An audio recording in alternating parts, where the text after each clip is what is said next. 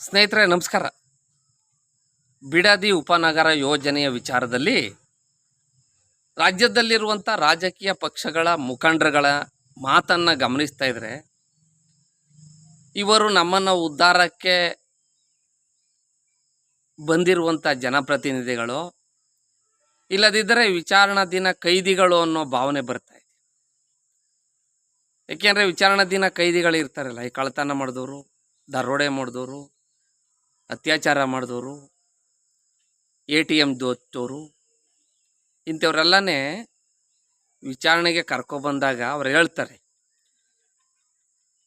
ನಾನು ಅಲ್ಲೊಂದಷ್ಟು ಬೈಕ್ ಕದ್ದಿದ್ದೆ, ಇಲ್ಲೊಂದಷ್ಟು ಒಂಟಿ ಮನೆ ನುಗ್ಗಿದೆ, ಇಲ್ಲೊಂದಷ್ಟು ದಾರಿಲಿ ಹೋಯ್ತಿದ್ದವ್ರ ಇಂತಿಂಥ ಊರ ಹತ್ರ ಅಡ್ಡಾಕ್ಬಿಟ್ಟು ದೋಚಿದೆ, ಇಂತಿಂಥ ಏರಿಯಾದಲ್ಲಿ ಹೋಗಿ ಪಿಕ್ ಪಾಕೆಟ್ ಮಾಡಿದೆ ಅಂತ ಹೇಳ್ತಾ ಇರ್ತಾರೆ. ಅವ್ರು ಯಾವ ರೀತಿ ಹೇಳ್ತಾ ಇದ್ದಾರೋ ಅದೇ ರೀತಿ ಇವರು ಹೇಳ್ತಾವ್ರೆ. ಈಗ ಆಡಳಿತ ಪಕ್ಷದವರ ಮೇಲೆ ವಿರೋಧ ಪಕ್ಷದವರು, ವಿರೋಧ ಪಕ್ಷದವ್ರ ಮೇಲೆ ಆಡಳಿತ ಪಕ್ಷದವರು.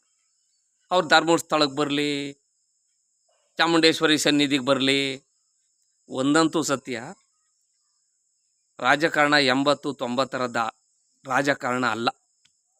ಅವತ್ತು ಜನಪ್ರತಿನಿಧಿಗಳು ರಾಜ ಪ್ರತ್ಯಕ್ಷ ದೇವತಾ ಅಂತೀವಲ್ಲ, ರಾಜನ ಪ್ರತಿರೂಪ ಜನಪ್ರತಿನಿಧಿಗಳು ಅಂತಿದ್ರು. ಈ ರಾಜ್ಯದ ಮುಖ್ಯಮಂತ್ರಿಗಳು ಹಿಂದೊಮ್ಮೆ ಜಲಸಂಪನ್ಮೂಲ ಸಚಿವರಾಗಿದ್ದಾಗ ಹೇಳ್ತಿದ್ರು, ಮೈತ್ರಿ ಸರ್ಕಾರದ ಅವಧಿಯಲ್ಲಿ ಆಪರೇಷನ್ ಕಮಲ ನೋಡೋದು ಕುಮಾರಣ್ಣವ್ರ ನೇತೃತ್ವದ ಮೈತ್ರಿ ಸರ್ಕಾರ ಅಲ್ಪಮತ ಕುಸಿದಾಗ ನಾವು ಜನಪ್ರತಿನಿಧಿಗಳು ಹೋಯ್ತಾ ಇದ್ರೆ ನಮ್ಮನ್ನು ಗೌರವ ಕೊಡಲ್ರು, ಕಳ್ಳ ಕಳ್ಳ ಕಳ್ಳ ಅಂತಾರೆ ಅಂತ. ಅದನ್ನು ಇವ್ರ ಬಾಯಿಂದೆ ಹೇಳ್ಕೊತಾವ್ರೆ.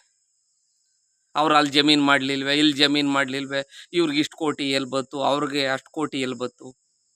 ಒಂದಂತೂ ಸತ್ಯ, ಇವತ್ತಿನ ರಾಜಕಾರಣ ವ್ಯಾಪಾರ, ಬಿಸಿನೆಸ್ಸು.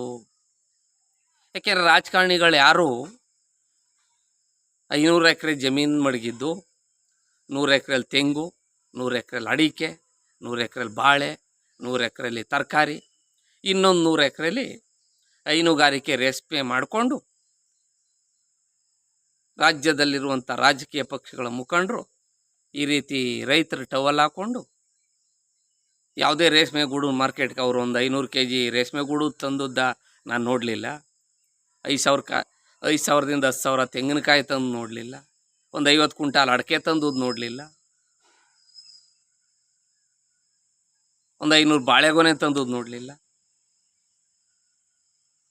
ಇಲ್ದೇ ಒಂದು 50 ಕ್ಯಾನ್ ಹಾಲು ಹಾಕೋದು ನೋಡಲಿಲ್ಲ, ಹಸುವಿನ ಹಾಲ.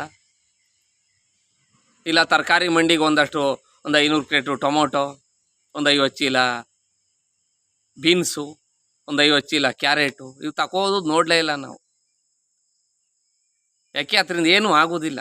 ವ್ಯವಸಾಯ ಅಂದರೆ ನೀರು ಸಾಯ, ನಿಮ್ಮ ಅಪ್ಸಾಯ, ಮನೆ ಮಂದಿ ಎಲ್ಲ ಪಾಲಿಡಾಲ್ ಕುಡ್ದು ಸಾಯ, ಈ ಸ್ಥಿತಿ ಆಗದೆ. ಅಜ್ಜಿಗೆ ಹರಿವಿ ಚಿಂತೆ ಆದರೆ ಮೊಮ್ಮಗಳಿಗೆ ಮಿಂಡನ ಚಿಂತೆ. 80 ವರ್ಷ ಆಯ್ತಾದೆ ಪ್ರಪಂಚ ದೇಶಕ್ಕೆ ಸ್ವಾತಂತ್ರ್ಯ ಬಂದು, ಇನ್ನೊಂದು ವರ್ಷ ಬಂದರೆ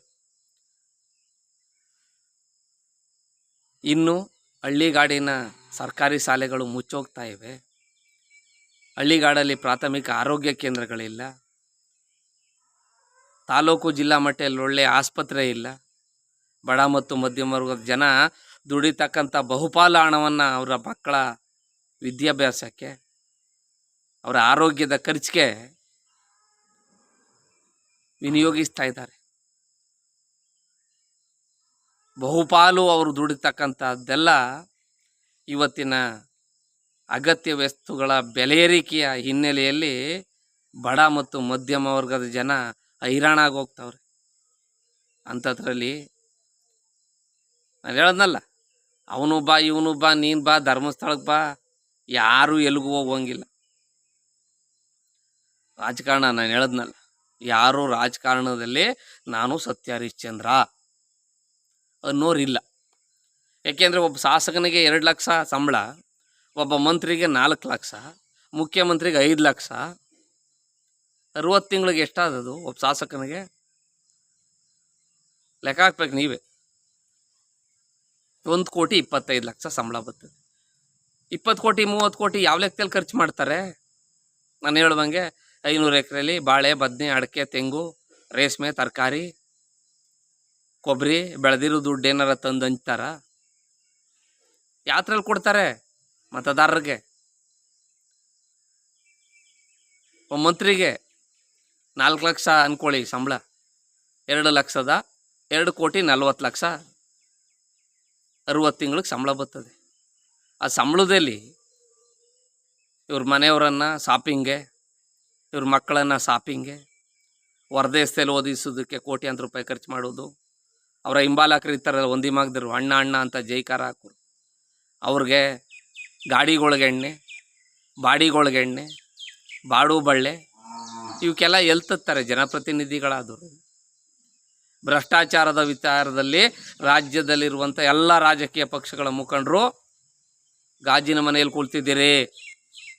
ಅವನು ಸರಿ ಇಲ್ಲ ಅಂತ ಅವ್ರ ಮನೆಗೆ ಕಲ್ಲು ಹೊಡೆದ್ರೆ ಆ ಕಲ್ಲು ಮೊದಲು ನಿಮ್ಮ ಮನೆಯ ಗಾಜನ್ನು ಹೊಡ್ಕೊಂಡು ನಂತರ ಎದುರು ಪಾರ್ಟಿ ಮನೆಯ ಗಾಜು ಹೊಡೀತದೆ. ಯಾರೇನು ಸಾಚ ಅಲ್ಲ ರಾಜಕಾರಣದಲ್ಲಿ. ಹಂಗಾರೆ ಹೇಳ್ಬೇಕಾಯ್ತು ನೀವು. ಈ ಚುನಾವಣೆಗೆ ಇಷ್ಟು ಕೋಟಿ ಏನು ಘೋಷಣೆ ಮಾಡ್ಕೊಂಡವರು, ನೆಕ್ಸ್ಟ್ ಚುನಾವಣೆಗೆ ಅಷ್ಟೇ ಹೇಳ್ಬೇಕಾಯ್ತು. ಬರುವಂಥ ಸಂಬಳ ನನ್ನ ಮಕ್ಕಳು ಓದಿಸೋಕ್ಕೆ, ಊಟ ತಿಂಡಿಗೆ, ನನ್ನ ಖರ್ಚಿಗೆ, ನಮ್ಮ ಹೆಂಡತಿ ಮಕ್ಕಳು ಶಾಪಿಂಗೆಲ್ಲ ಆಗೋಯ್ತು, ನಾನೇನು ದುಡ್ಡು ಮಾಡಲಿಲ್ಲ ಅಂತ. ಅದು ಯಾವ ಲೆಕ್ಕದಲ್ಲಿ 100 ಪಟ್ಟು ಜಾಸ್ತಿ ಆಯ್ತದೆ. ಹಾಗಾಗಿ ದಯವಿಟ್ಟು ಜನಪ್ರತಿನಿಧಿಗಳು,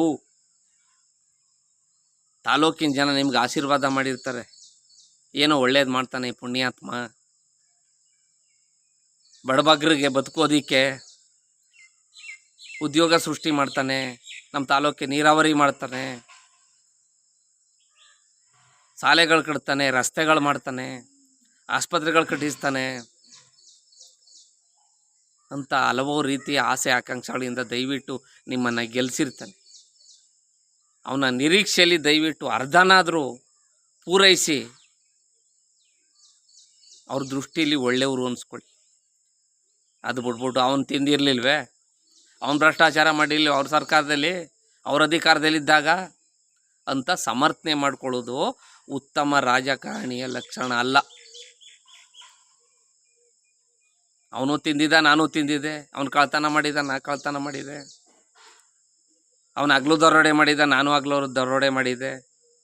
ಇದಲ್ಲ ಸಮರ್ಥನೆ. ಹೇಗಿರಬೇಕು ಅಂದರೆ ದಾಸಶ್ರೇಷ್ಠರು ಹೇಳ್ತಾರಲ್ಲ, ನುಡಿದರೆ ಮುತ್ತಿನ ಹಾರದಂತಿರಬೇಕು, ಸ್ಫಟಿಕದ ಸಲಾಖಿಯಂತಿರಬೇಕು, ಲಿಂಗ ಮೆಚ್ಚಿ ಹೌದೌದೇನಬೇಕು.